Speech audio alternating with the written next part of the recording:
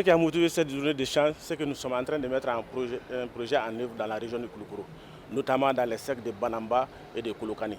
Donc ça couvre toutes les collectivités territoriales et financé par la fondation de Félan, Simumpu, qui se trouve en Félan.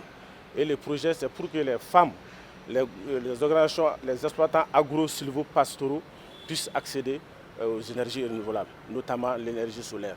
Donc nous avons fait un plaidoyer au niveau des institutions financières qui interviennent dans la localité. Mais avant de faire les plaidoyers, nous avons fait d'abord une étude qui a été restituée à l'ensemble des acteurs.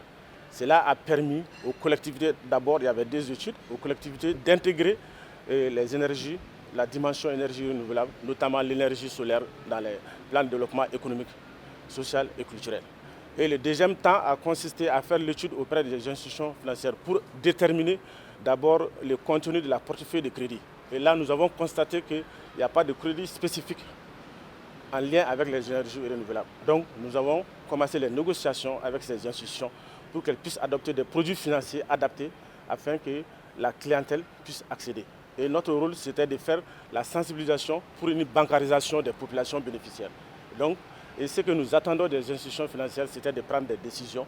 Nous n'avons pas encore obtenu de décision, mais nous avons bon espoir qu'elles vont quand même attendre.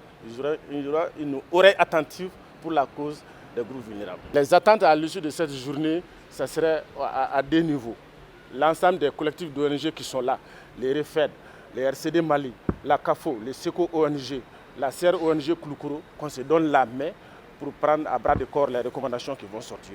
Et aller voir les institutions financières ici représentées pour demander des séances de travail et afin qu'on puisse aller vers vraiment la satisfaction des doléances des groupes vulnérables constitués des exploitants agro-silvo-pastoraux dans les zones d'intervention du projet.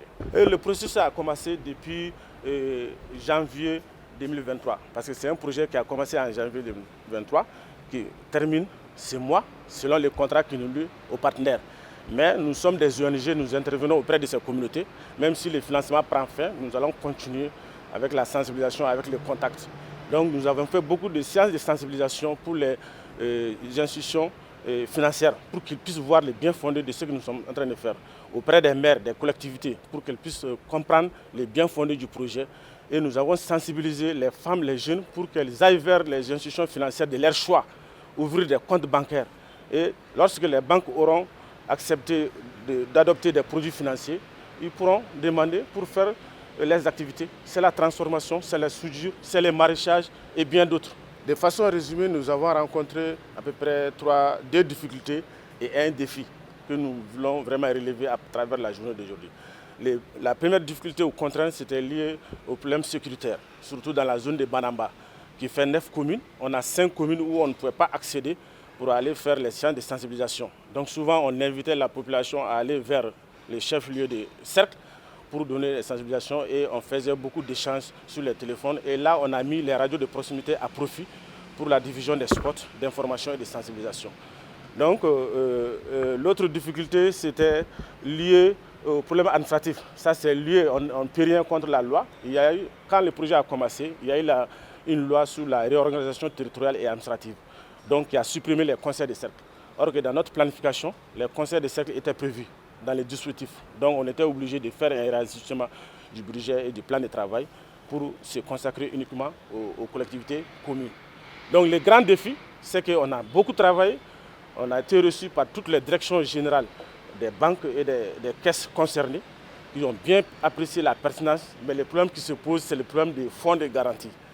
Donc, l'enveloppe qui nous a été accordée, il n'y avait pas les fonds de garantie. Les partenaires qui nous financent n'ont pas dans ses habitudes d'accorder des fonds de garantie. Donc, et les banques veulent avoir des fonds de garantie pour pouvoir accepter. Donc nous avons dit aux banques d'aller vers l'adoption des produits financiers. Et là, les clients qui vont pouvoir accomplir les conditionnalités liées à ça pourront avoir les crédits. Donc nous sommes à ce niveau, raison pour laquelle nous organisons la journée d'aujourd'hui, pour qu'on puisse aller vers l'adoption. Et une fois qu'une banque adopte un produit financier, ça serait dans sa portefeuille. Et là, ce ne serait plus Kolokani et Banamba, c'est tout le territoire national. Toutes les banques ont été invitées et ces banques sont là pour nous accompagner. Et après, aujourd'hui, les recommandations qui vont sortir de cet atelier, on va essayer de se donner la main pour encore aller les approcher et négocier pour qu'on puisse aller vers l'adoption des produits financiers. Le coût total du projet, c'est dans l'ordre de 74 millions, avec une contribution de 65 millions pour les partenaires et 12 millions, environ 13 millions pour les consortiums Espoir.